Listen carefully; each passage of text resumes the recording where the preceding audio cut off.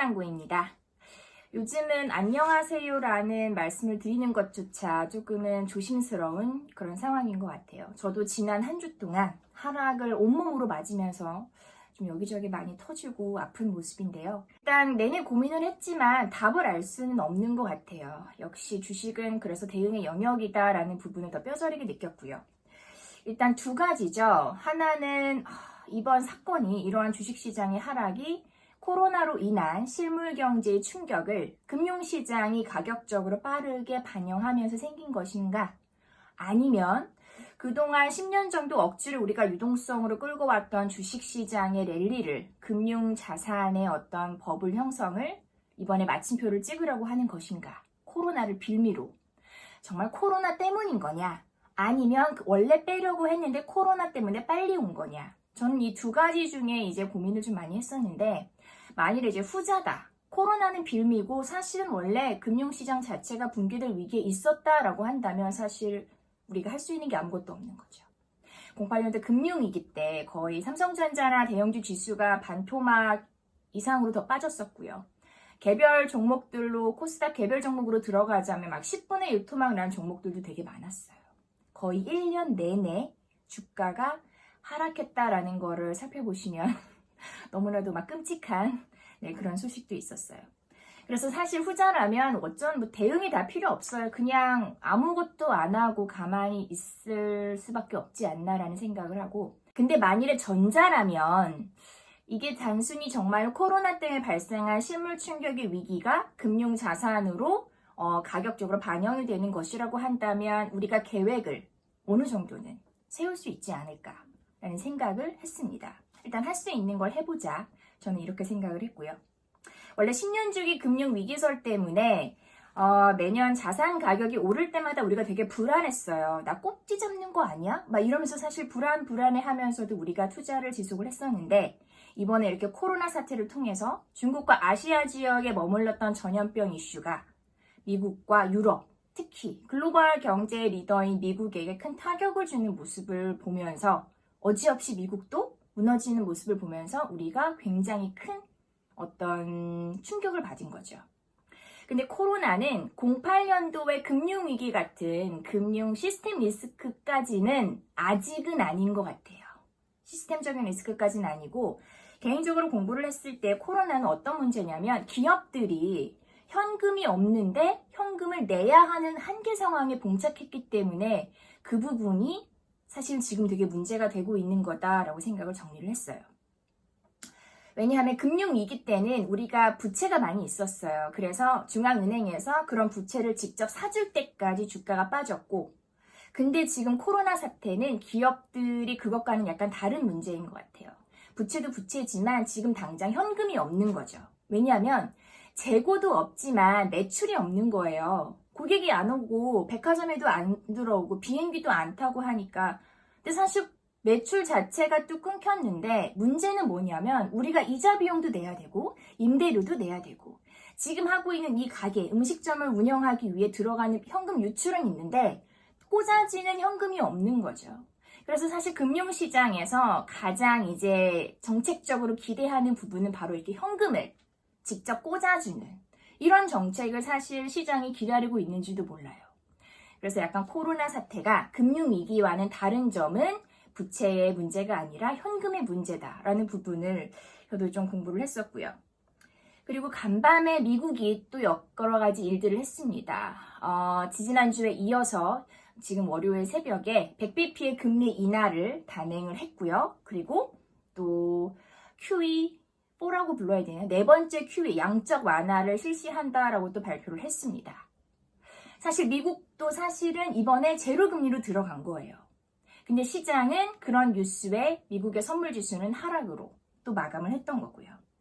그리고 지난주에 우리가 또 더럽게 많이 빠진 날이 있었죠. 그때 트럼프가 긴급 기자회견을 한다고 해서 10시 반에 모두들 기다리고 있었는데 사실 별 내용이 없었어요. 그래서 주가는 더 빠졌습니다. 근데 개인적으로 연설문을 이렇게 해석한 부분을 보니까 내용이 없었던 건 아니더라고요. 트럼프는 자기가 직접 당장 할 수 있는 일들은 하겠다라고 말을 한 거고, 그 이후에 어떤 필요한 재정적인 부분들은 사실 의회의 승인이 필요하기 때문에 나 다음에 의회 너네가 준비해 줬으면 좋겠어 라는 부분을 공식적으로 말했다라는 생각을 하고 있어요. 왜냐하면 금리를 인하시키고 양적 완화 유동성을 시장에 뿌려주고 이런 일들은 사실은 그냥 이제 트럼프와 연준선에서 할 수 있는 일인데 아까 말했듯이 현금이 모자란 기업들에게 일시적으로 현금을 꽂아주는 채권을 사주는 이런 정책은 의회의 승인이 필요하거든요. 그래서 시간이 걸리는 거예요, 정책적으로. 그래서 지금 상황이 이렇게 긴급하니 이런 부분에 의회 너네도 나 다음에 바톤을 이어받아서 일을 진행해 줬으면 좋겠어 라는 뜻으로 저는 좀 해석을 했습니다. 제 개인적인 생각으로는 일단 금융위기일 가능성도 열어두어야 하는 상황인 것 같고요. 어쨌든 미국 시장이 20% 이상 고점 대비 조정을 받았으면 여러 가지 리서치 의견들을 거의 다 읽어봤는데 약세장의 진입을 선언한 의견들도 굉장히 많더라고요. 네, 현재 상황에서 중요한 포인트 몇 가지를 제가 좀 정리를 했는데 일단 첫 번째, 우리가 가장 중요하게 봐야 하는 부분은 무조건 외국인의 매도가 멈춰야 한다는 점인 것 같아요. 외국인과 기관의 매도 물량을 엄청나게 많이 받아가고 계세요. 근데 좀 주식 투자 경험이 많으신 분인지 아닌지 사실은 저도 굉장히 좀 궁금한 상황인데 시장은 되게 냉정하거든요. 어떤 누군가의 희생 또는 개인적으로 우리가 정보력에 있어서도 가장 취약한 그런 어떤 단계이기 때문에 곡소리가 나야 시장이 항상 턴어라운드 한다라는 명언도 사실 과거부터 계속 있어 왔었잖아요. 그래서 외국인이 파는 시장에서 우리나라가 개인만 사서 지수가 올라간 경험은 저는 정말 없었던 것 같아요. 리스크 관리 차원에서는 외국인의 매도세가 전환되는지 여부가 우리의 돈을 지키는 데는 가장 중요한 포인트인 것 같고요. 두 번째는 이미 공포 심리가 너무 극에 달한 것 같아요. 그러니까 연준의 제로금리, 막 이런 양적 완화, 유동성 공급, 시장 반응도 안 해요. 이렇다는 부분은 어떤 정책을 내놔도 지금 현재는 공포 구간에 눈이 막혀 있다. 라는 생각이 들었고요. 근데 다만 한 가지 말씀드리고 싶은 부분은 앞서도 말씀드렸지만 나 부도 났어 라고 손드는 회사는 아직 없다는 거죠. 따라서 시스템적인 금융 시스템 리스크까지 번지진 않은 것 같고 과거 금융위기에는 금융 시스템 리스크가 실물 시스템으로 전이됐다라고 본다면 지금 코로나는 실물 경제의 위기가 금융 시스템으로 전가될 수 있지 않을까 하는 우려거든요. 근데 아직까지는 다행히 우리가 항상 최근에 뉴스 보면 미국의 셰일가스 업체들 부도날 가능성이 있다. 이자율이 올라간다. 또 여러 가지 이런 부분들이 있죠. 또 CLO가 문제다. 아니다. 그냥 하이힐드 스프레드 금리 너무 장난 아니다. 막 제로금리로 금리를 많이 내리지만 우량한 회사들은 그에 따라 금리가 내려갈 수 있지만 하이힐드, 신용등급이 BBB 등급 같은 이런 위험한 채권들은 금리가 오히려 더 올라가거든요. 그러니까 이런 부분들을 보고서 시스템적인 리스크의 가능성은 있지만 사실 이렇게 저 도와주세요 라고 손을 드는 기업은 아직까지는 없었어요.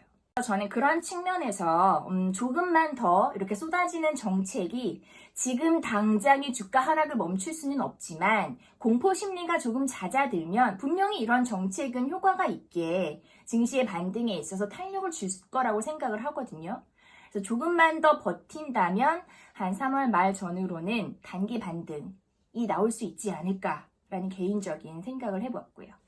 그리고 세 번째로는 아직 쓰지 않은 카드도 있다라는 부분입니다. 쓰지 않은 카드도 있어요. 저는 개인적으로 두 가지를 꼽았는데 일단 직접적으로 현금이 모자란 회사들 최근에 뉴스 보면 이제 정권에서 우리나라 정부에서 LCC 저가 항공사들에게 이제 몇천억 원대 현금을 지원해 주기로 했다라는 기사를 보신 적이 있을 것 같아요.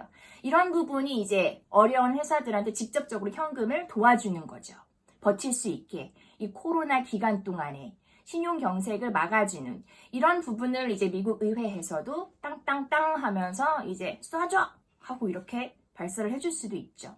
아직 이런 정책은 나오지 않았고 그리고 두 번째는 이건 이제 트럼프한테 온전히 달려있는 문제인데 중국과의 미중 분쟁 관세 철회 이건 사실 의회 승인은 필요 없거든요. 그냥 트럼프가 마음만 내면 돼요. 근데 사실 트럼프 입장에서는 가지고 있는 카드가 그래도 있어야 되고, 지금은 어쨌든 어떤 정책을 내놔도 시장이 막 거의 막 암흑만 보고 떨어지고 있는데 우는 와중에 막 자기가 가진 패를 다 줄 수는 없을 것 같아요. 저라도. 그래서 약간 저는 조금이라도 코로나에 대한 어떤 뭐 미국이나 이런 확진자의 수가 조금이라도 둔화되는 구간이라면 이런 부분도 나오지 않을까. 미중 관세 철회 뭐 이런 부분들. 이런 두 가지 정도가 아직까지 나오지 않은 카드다라고 좀 생각을 정리를 해보았습니다. 사실 뭐 더 살펴보고 이런 내용은 되게 많은데 여기까지만 얘기를 드리고요. 가장 중요한 거는 사실은 위기 상황의 각자의 판단인 것 같아요. 나의 선택. 이러한 나의 선택이 사실은 내 돈을 지키기 위한 나의 선택이 가장 중요하다라는 생각이 들고, 일단 저는 결론적으로 일단 지나고 나면 이게 단기 바닥일 수도 있고 그냥 온전히 바닥일 수도 있는데 올해 시장 내내 바닥일 수도 있고 아닐 수도 있죠. 근데 일단은 내가 혹시 현금을 가지고 있다면 나의 현금을 지키는 전략을 선택하셨으면 좋겠다라는 개인적인 생각을 했어요. 저의 어떤 뻘짓에 대한 얘기를 잠시 마지막에 드리자면, 저는 지난주에 이제 위기 가능성이다라는 측면에서 보유 종목의 30% 정도는 이제 원금이나 약간 위에 있는 애들은 이제 정리를 했어요. 그래서 30% 정도의 현금을 보유하면서 그래도 내가 이 정도의 포션은 위기로부터 지켰다라는 생각을 하면서 조금 뿌듯뿌듯했었죠. 하지만 그러면서도 동시에 또 습성을 버리지 못하고 과연 반등할 때 가장 빨리 주가가 오를 수 있는 섹터는 무엇인가라는 고민을 했고 어떤 섹터가 덜 빠지느냐에 대한 고민을 했어요.